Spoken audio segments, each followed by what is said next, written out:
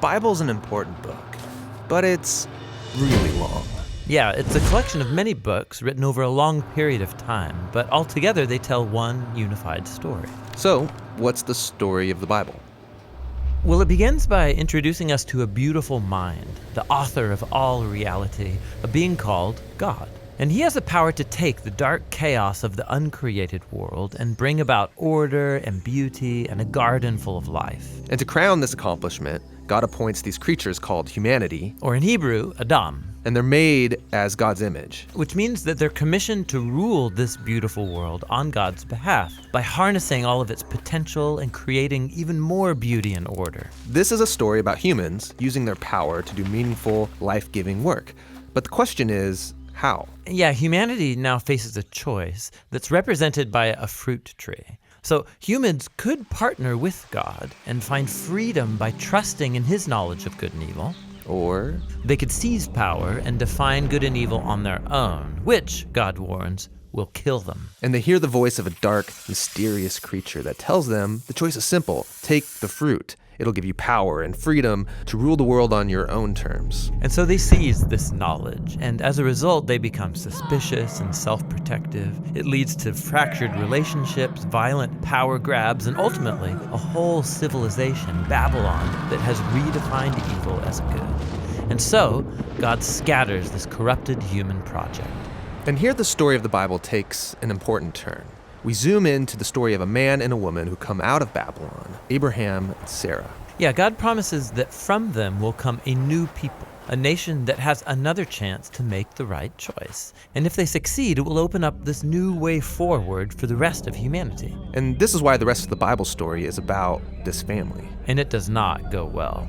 Despite God's personal guidance, Abraham's family gives in to that same temptation to redefine good and evil on their own terms, apart from God. Even when their best people were in charge, rulers who loved God's guidance and had divine wisdom, even they gave in. And so Israel was warned by their own prophets that these choices would lead them back to Babylon, this time as conquered captives living in exile, and that's exactly what happened. So even with God's personal guidance, Israel fails. Who can succeed? Well, the prophet said that the story wasn't over. God's going to send a new leader to Israel to cover for their failures and to transform the people's hearts and minds so that they can make the right choice. And so the part of the Bible called the Old Testament ends, and these promises are left hanging. And then the biblical story continues into the New Testament. We're introduced to a man who comes from the line of Israel's kings, Jesus of Nazareth. And he said that he was bringing all these promises to their completion. He confronted that dark, mysterious evil that all humanity has given into and resisted its power. And then he announced that God had arrived to rule the world through himself. Jesus taught about God's definition of good and evil, and he said that real power is serving others. According to Jesus, it's people who love the poor and even love their enemies. These are the kinds of people who actually rule the world. And that's confusing, but also really beautiful. And so is the claim that the story goes on to make about Jesus, that he is God become human, to be for Israel and for all humanity what we could never be for ourselves. He came to take the consequences of our evil into himself, and his sacrificial love proved more powerful than evil, than even death itself.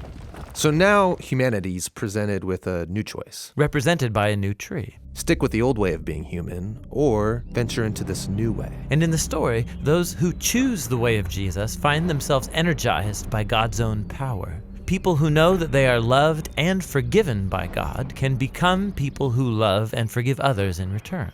The Jesus movement quickly spread throughout the world, forming these new communities of people who follow the way of Jesus. But they faced problems. There was persecution from the outside by people in power, and inside there was confusion, even compromise. Yeah, because following Jesus is really hard. And so the movement's leaders, called apostles, they wrote letters to comfort and to challenge these communities to stay faithful to the difficult way of Jesus. And they're called to hope for the day when Jesus will come and change everything. And so the Bible ends by pointing to the future day, when all wrongs are made right, when evil is eradicated, heaven and earth are united, and humanity can rule the world together in the love and power of God.